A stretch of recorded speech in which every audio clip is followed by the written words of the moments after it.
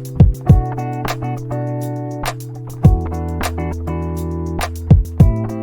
y'all, this is Dr. Amy with Life Conversations with Dr. Amy. Y'all are joining us this morning on a Saturday morning. I have my guest, Miss Katharine Giovanni, this morning. Um, she's from North Carolina. She's going to be teaching us how to forgive. You know, so many times we get told you need to forgive, and the Bible tells us we need to forgive, but they don't teach us how to forgive.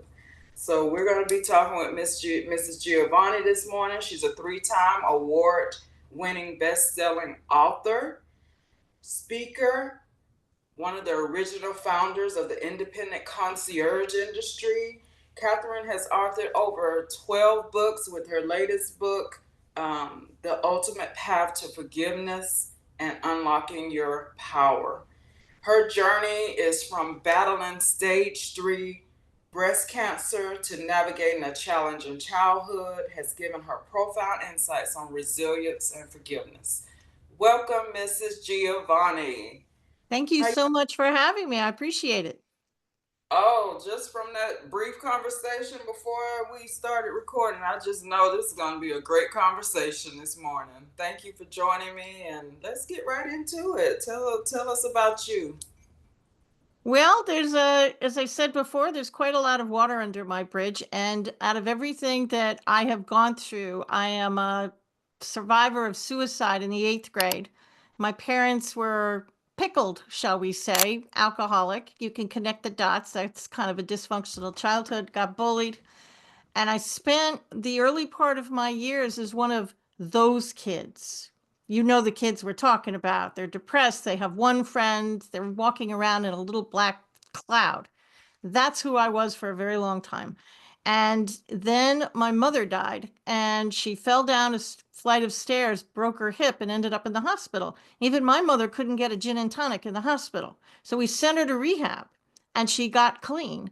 And we spent the next 3 years forgiving each other, and we were closer than sisters. And then she died of breast cancer. And that was the flashpoint of my entire life right there.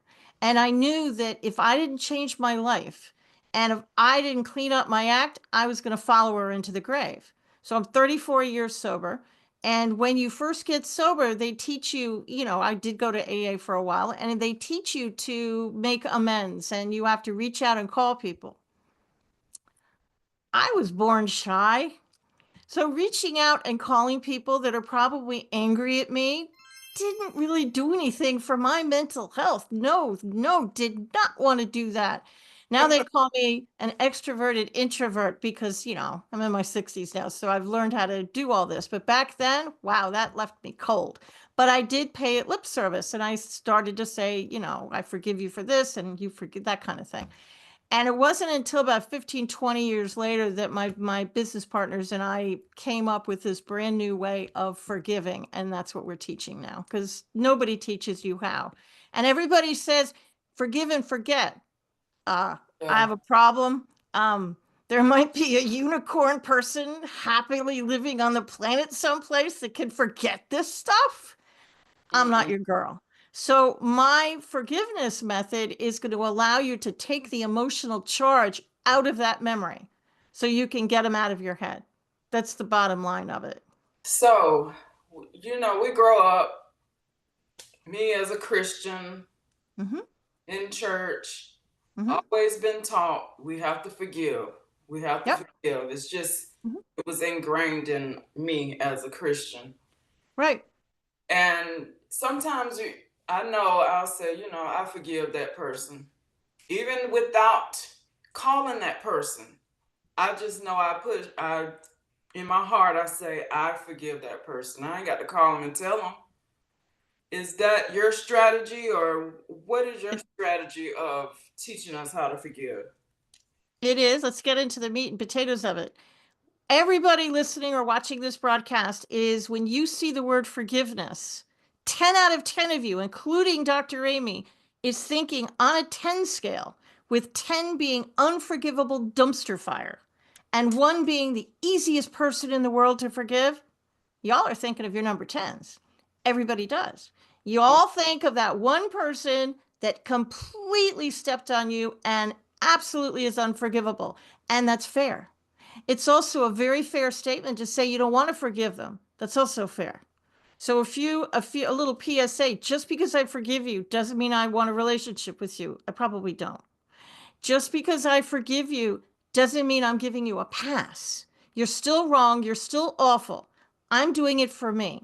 The formal definition of forgiveness for me is I want you out of my head. I want Yeah. to stop thinking about you. I want to stop talking about you. I want you out of my head. Period. I'm not doing it for them. You know, the sad part about it is that person you're angry at, like really, really angry at, they're going about their life and they're going to work and they're doing nice things. They're not even thinking about you, which is kind of irritating, isn't it? You have misery loves company, so you want them to be miserable as you are, but they're not. They're really not thinking about you. So forgiveness is selfish. You do it for you. You don't do it for them. And I'm going to take everybody's stress off their shoulders right now. You don't have to reach out to these people. You can do it in the privacy of your own home. You're doing it for you, not them. In fact, you can even forgive dead people because where they are or are not doesn't matter. You're forgiving to get the memory out of your mind and to start being able to live your life again. Let me give you an example. For anybody listening to me, I'm about to hold a very opaque purple coffee cup in front of my face. So for the moment, I can hold this cup. This cup represents bitterness and anger and hate and all those negative things. So for a while, look at my body language. I'm holding it off to the side. I can manage my anger. It's really easy because here it is. But the longer I hold on to this anger, the more it's going to start to hurt. And Yeah. now it's starting to get into my head, isn't it? I'm still conducting. I can still talk to you, Dr. Amy, but look, it's starting to get into our conversations. If I keep holding on to it, now I'm holding the cup in front of my face. Look at my body language. My arms are engaged. Everything's engaged. I can't even see you anymore. It's all I think about. It's all I talk about. So how do you put the cup down? Well, back to that 10 scale. I don't want you to start with the number 10s. I want you to start with the number ones, the easy ones. I Okay. want you to start taking them. I want you to sit down with a piece of paper or your laptop. I really don't care. And I want you to start writing down a list of everybody that you think you need to forgive. The people, places, and things. And I did say places and things, and we'll get to that. But I want you to start with the number ones. And eventually you will get to the number 10s. And it's a very simple mantra that I have in my book. There's nothing, you don't have to burn incense unless you want to. You don't have to hold crystals or anything unless you want to. It's all good to me. Very simple poem. And Einstein proved, I have a whole chapter in science to prove what I'm saying, but Einstein proved beyond a shadow of doubt that energy is neither created nor destroyed. It just transforms. And that's what this cup represented. This is the negative energy. So when you get angry, what do you think happens? It leaves your mouth and dissipates into the universe. It Mm. does not. It hangs in your energy field and it'll stay there until you clear it. So, my method, the secret sauce behind the whole thing is you need to forgive the energy around the person. So, you forgive the person, the energy around the person, forgive yourself, the energy around yourself, and then the energy around the whole thing. That's the secret sauce. It's forgiving the energy around the person so they actually stay forgiven. So when you go on Facebook or social media, you run into them at Thanksgiving or Christmas, Hmm. you're not throwing darts at them. In fact, you don't care. You're not going to think positive or negative. It's going to be neutral. There's going to be no emotion whatsoever because you literally don't care. That's what I'm looking for. I'm looking for neutrality. That's what I want. But the people that you choose to forgive, do you recommend no contact at all? Because when you say going around them like during the holidays, or I believe in blocking myself. If I don't want, it just helps me to block a person. Sure. Just because I forgive you doesn't mean I want a relationship with you. And that goes for friends, families, acquaintances, and people you work with. If they're negative and they're a narcissist, protect yourself and create boundaries. 100% create boundaries. You don't need to be near that. But not, I mean, sometimes you can't help it. If you go to a family function, you're going to see them.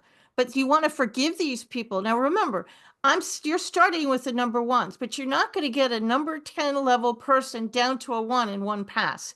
It's going to take some time. I did forgive my parents. It took a while. I had to use my own process a lot before I could get it from a 10 down to a 9. Then we got it to a 7. So it took some passes. It took many, many weeks. There was one passage in the Bible, a couple passages in the Bible that get me there every time. When Jesus was nailed up on the cross, he turns and he says, "Forgive them, Father, they know not what they do." Mm-hmm. What I think he meant by that is if you're in the fifth grade and you don't know trigonometry, I can't get mad at you because you haven't learned it yet. So Yeah. my parents did the best they could with the tools they had at the time. Was it good enough? No, but they did their best. And if you combine that thought with some Simone Biles level mental gymnastics, I eventually was able to back it all the way down that I could forgive them. Remember, Jesus always said, "You walk through the valley of the shadow of death, I fear no evil." Okay, he said walk through the valley. He didn't say build a hotel there. He didn't say stop for lunch. He didn't say go visiting a couple people while you're there. He Amen. said walk through the darn thing to the other side. Forgiveness is going to allow you to do that because the person you were always meant to be, you haven't been that person because your anger has been stopping you the whole time. Forgiving people is going to allow you to be that person. And when you start with the ones, the twos, and the threes, the ones, the person who took the last cup of coffee in the pot, you can forgive them. The Yeah. person who cut you off in aisle 5 of the grocery store the other day, or the person who cut you off on I-95 South, you can Mm-hmm. forgive these people. And as you forgive the easy ones, you're going to start to feel better. And coffee is going to taste better, and people are going to notice that you're not as angry anymore. And you haven't even gotten to the number 10s. That's why I want you to do this process. It's going to free up your life. But it's not an overnight fix. This might take some time. A lot of people call this shadow work.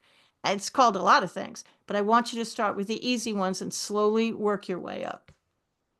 What about, you have some hurt from people that don't even realize they even hurt you. It's Doesn't like, matter what they realize or don't realize, you're hurt, you remember it, it's tripping you up, so you should forgive them. 100%. Now let's yeah. take that number 10 person or a number 7, 8, 9 person. Maybe you get up to the 6, 7s and you've forgiven a lot of people and you're ready to go to that last stage with some of these people. How do you forgive them? It's hard.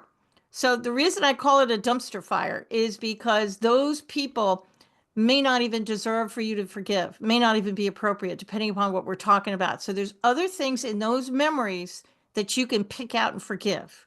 Mm-hmm. Remember, Einstein did say energy is all around us, including this coffee cup or this microphone. Everything, even never say that darn word. And Inanimate objects, there I go, has energy around it, right? So yeah. if you go, I use this example all the time because it's pretty clear. Let's say you're driving to work and you stop at a red light every day. You don't always catch the light, but once in a while you catch the light. You turn to the left and there's your grammar school. At that grammar school, maybe you were bullied. So you Mm-hmm. look at the playground, you look at the school, memory starts to come back. So by the time you get to work, you're angry.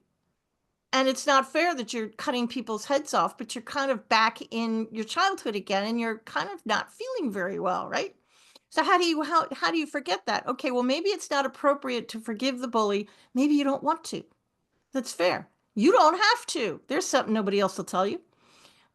And so what I want you to do is I want you to pick out other pieces of that memory. Forgive the building and the energy around the building. Forgive the table, the desk, the chair, the playground, the other kids, and the energy around all these things. And that's going to be just enough to get the memory from a dark, dark memory down a couple notches so you can conduct your life. It's like hitting a wall that all speakers, I'm not bashing speakers and coaches. I don't mean to, but everybody talks about that wall. Here's some tools. Let's jackhammer through the wall.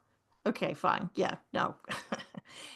Let's take a few bricks out of the wall, walk around the dumb thing, Uh-huh. live your life, circle back when you can. So my method for the higher number of people, the unforgivable, forgive what you can and keep going.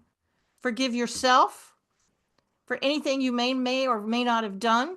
Forgive other parts of the memory and keep on going. If you can't circle back, that's okay because you have so many other people in your life that you can forgive. It's going to open everything up for you. Yeah, I like that. Forgiving the places. And then also with your analogy with, a child not knowing trigonometry, when you think about being bullied when you were in elementary, Yep. you got to think, okay, those they were just children at the time, but it's gonna take you being where you are now as an adult to realize that. Well, that's how I forgave myself for a lot of this stuff because, we're only human. I didn't get to be 63 without having good and bad things that were happened to me and done by me. I mean, I'm old enough that there's no proof of anything I did back there. We didn't have all this stuff, which is kind of nice. We didn't have internet and phones and stuff like that. But, I had to forgive myself. But if you think about it, I can forgive. This is how I did it. I forgave 20-year-old Catherine. I'm not that Catherine anymore. I'm Yeah, in my 60s. I'm a completely 100% different person. So I can look at that other Catherine as a separate entity, if you will. And I can forgive that 20-year-old Catherine and I can pick out the memories. And if I can't forgive 20-year-old Catherine for something she did, again, I can pick out some of the memories around that kid and forgive that part of the memory until I could wrap my brain around the whole thing. So forgiving with the hard ones, forgiving the little things that's in the memory will also help. Now, I've had a lot of people look at me and say, I had a bad childhood. I don't want to remember. That's fair. yeah, But I'm only asking you to go back one more time because you're the prisoner. It's tripping you up personally. And to be the person you need to be, you really should lose some of those anger, negative, bitter memories. Then I have people saying, okay, that's my gasoline. That fuels my fire. That's how I get through life. And I've achieved great success in my life. And it's all because of the anger. And I used it as a building platform. yeah. Okay, let's talk about that. Yeah. Yeah, you did. Yeah, I that's fair. You've gotten a lot of money and you've gotten great success and it's all been on a bed of anger. I get that. But you took the local train to get there. Wouldn't you rather have taken the express? Love Amen. and forgiveness will get you twice as far, twice as fast than the slow hate train will. I mean, you Mhm. might get to the same place, but Yeah, boy, there's going to be a lot of water under your bridge and you're going to bang your knee and it's just going to be painful. I'd much rather take the success. I mean, you can't control what life throws at you, but you control how you get through it. And even breast cancer, I forgave breast cancer itself and the energy around breast cancer. I forgave the chemo chair. I forgave the radiation table. I forgave myself for getting breast cancer. Was it my fault? Nobody will ever know. Who knows how I got it? Probably genetic. And because I think it's probably genetic, although I do not carry the gene, so that trips everybody's head up. I did forgive my mother. I forgave my grandmother, who also had it. I forgave the doctor. I forgave the surgeons. I forgave the scalpel. And I'm actually not kidding. Even wrote a book in the chemo chair called Rainbows and Banana Peels about my journey. But, because I'm crazy. But I forgave all these things, and it allows me to look back at that breast cancer. I still remember the pain, but now I look back at that and I look back at my childhood and I remember the love that was there. Now I can regurgitate all the hate if you really want me to. I could probably remember it if I tried. But now I remember the love. I remember the love that was always there that I was just too angry to see as that kid. yeah. You guys can do this. This is a marathon. It's not a sprint. It's going to take a minute. But, as they say in the Bible, we were talking about this before, Jesus, and I always mess the numbers up, but he does say, how many times should you forgive? You should forgive 70 times 7, 77 times, I don't know, it's something like It's that. times seven. Yeah, that's the one. Yeah. So it's going to take That's it's going to take some every time. day. That's each day. Yep. Yeah, yeah. Add up those numbers mathematically. Yeah, that's a lot. So you're going to have to keep going. And if it's family, and sometimes the higher numbers are family, good, take a couple passes because they're family. You're going to have to see them and see them at weddings and funerals and big family events or not.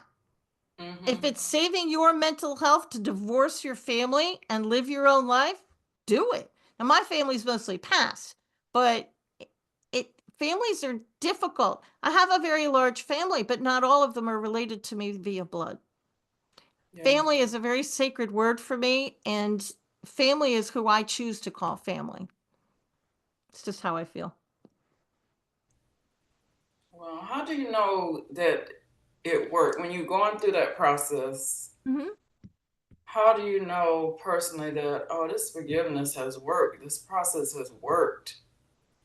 You're gonna, the first thing, my older son asked that question, and I taught him the process, and he's a federal law enforcement officer. And he said when he started to forgive, he said, my shoulders started to feel lighter.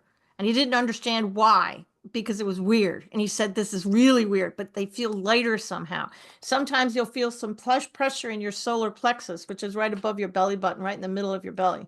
You know, you will also be able to go on Facebook, for example, and look at that person's name, and you won't care. Yeah. It won't push any buttons in your head. And that's when you know you've reached ultimate forgiveness, because you can look at their name and you're going to go, don't care. Don't Yeah. care. And that's when you know you have 100% forgiven. Now, if there's still, I have worksheets in the book that will help you, but if you forgive somebody, and I always want you to check in with your body, are you still angry? What level anger Mm-hmm. is it?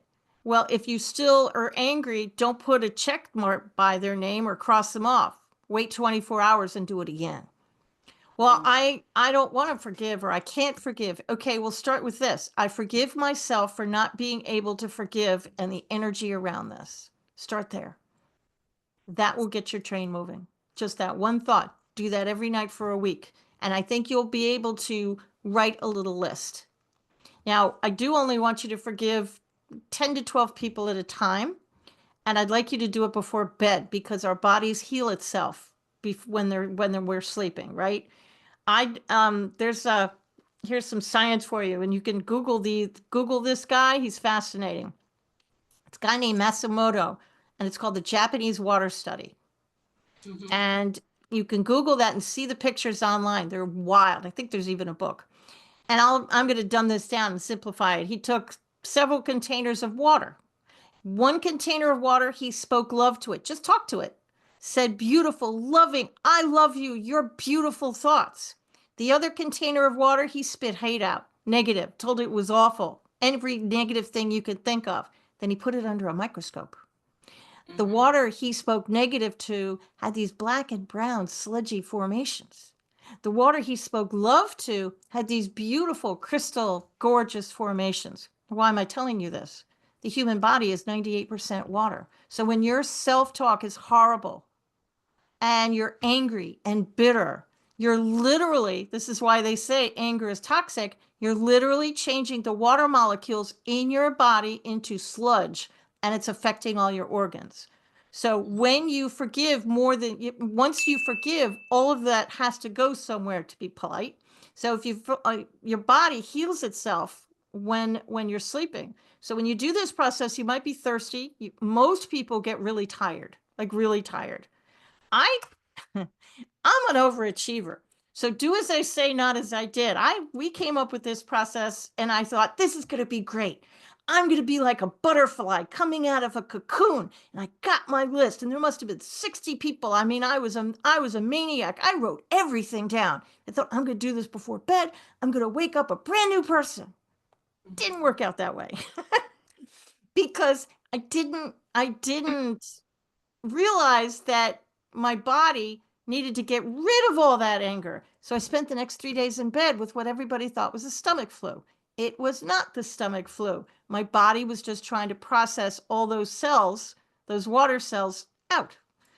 So don't do that, Well, please.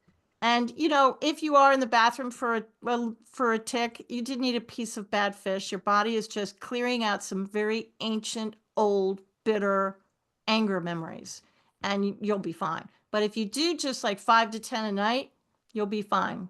But your body will probably be able to process it while you're sleeping. But do drink a lot of water. That's why I'm saying this is a process, and it's going to take some time. You're not going to not it's not an overnight fix. For the easy ones, it's an overnight fix. For the people you rate a 1, 2, 3, super easy. But that's going to fuel your fire. That's going to give you just enough of a push that's going to make you want to continue to forgive more people. And no, you don't have to tell anybody you're doing this. You can do it in the privacy of your own home. Nobody has to know. But they're going to know because they're going to look at you and say, Dr. Amy, did you lose weight? Do you have a new haircut? Is that a new, something's different about you? You look so good today. You can either tell them what you've done or not. Just let them tell you you look good. Yes. Up to you.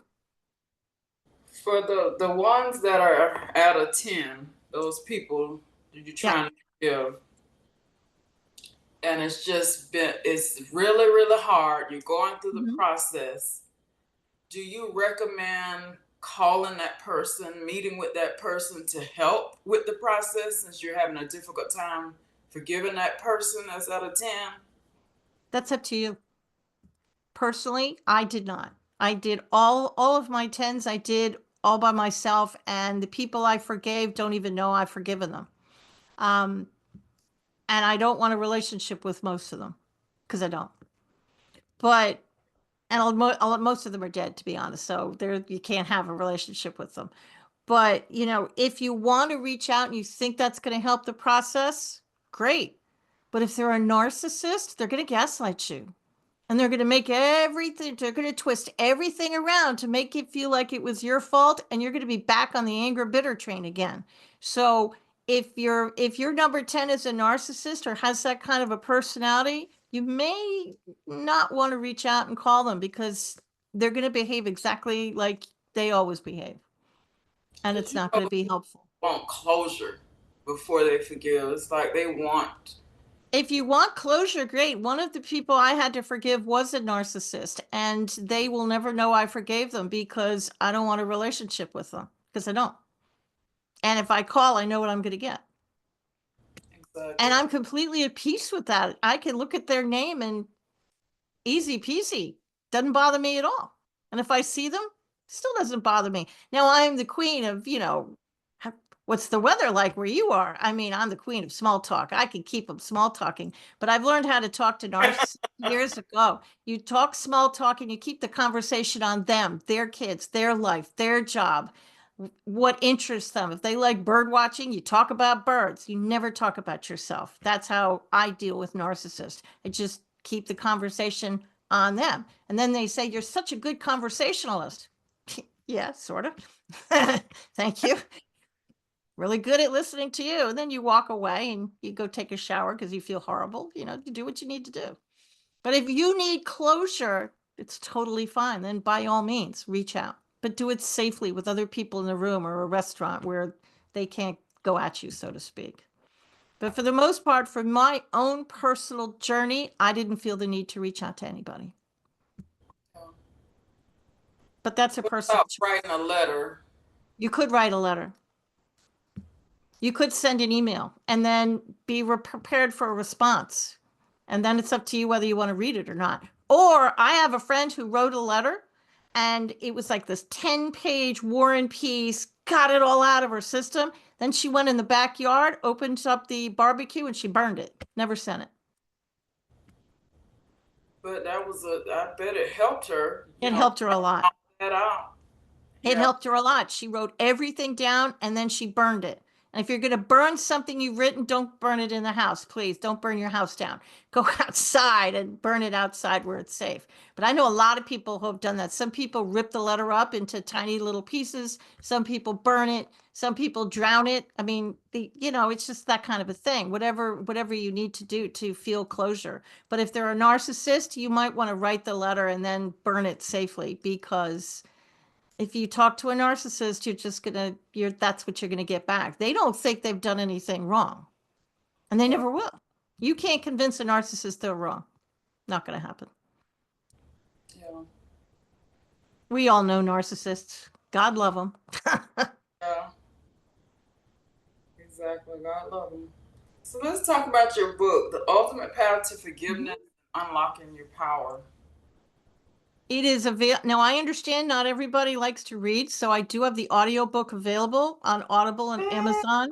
The ebook is available as well as the paperback. And if you think you need some additional help and need me to verbally take you down, work my system, you can go to my website at katharinegiovanni.com, and I do private sessions all the time. Nice. So that's you. That's only one of your books. You have 12 other books or I 11, do. I have all I about have I forgiveness as have well. 6 editions of the concierge manual, which teaches people how to start a concierge business. Everybody is used to a hotel concierge, and about 25 years ago, there was a core group of hotel concierge that says, if this works in hotel world, I bet I can bring it to mainstream America. And they did. So there's probably an independent concierge company almost in every city around the world at this point. They're very much like DoorDash. You give them your to-do list and they'll just get it done. Doesn't matter what's on there. It could be walking the dog, getting groceries, whatever it is. So it's a really cool service. I retired from that industry in 2020. And now I have other motivational books. I have a book called Rainbows and Banana Peels. It's about my cancer journey. I have a book called The Little Bird in Your Shoulder, which teaches you how to trust your intuition. And I have my forgiveness book, which is the latest one that I've put out. The Yeah. Little Bird in Your Shoulder and the my forgiveness books are both on Audible. Okay. And we'll leave the details of your details, your contact details in the episode details whenever it releases.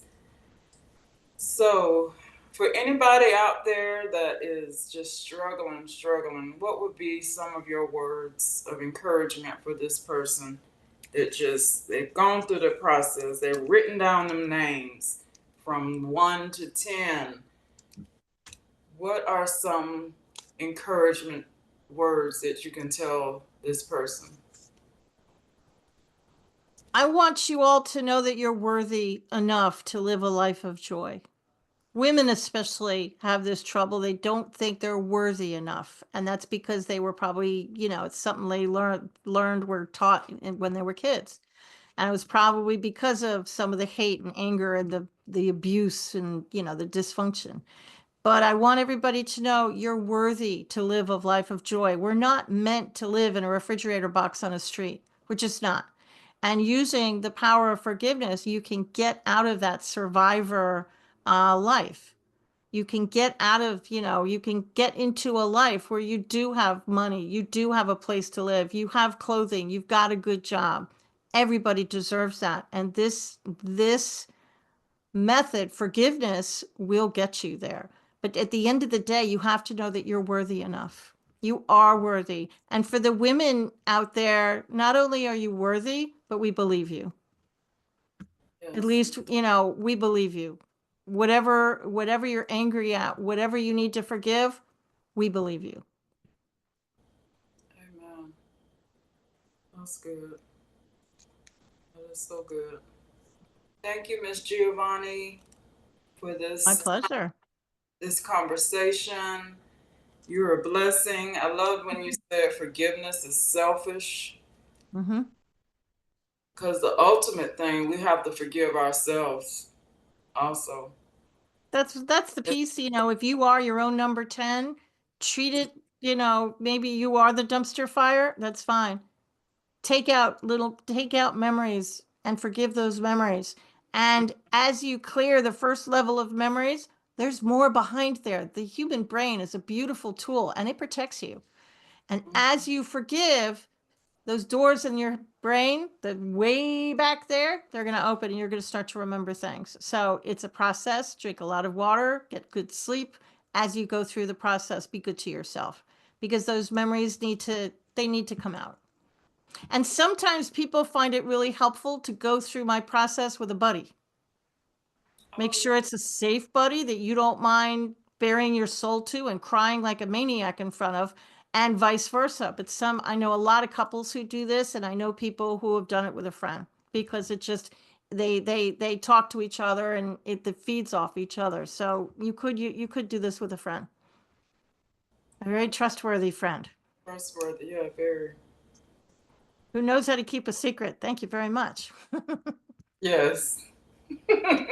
Really knows how to keep a secret. Really good at keeping secrets.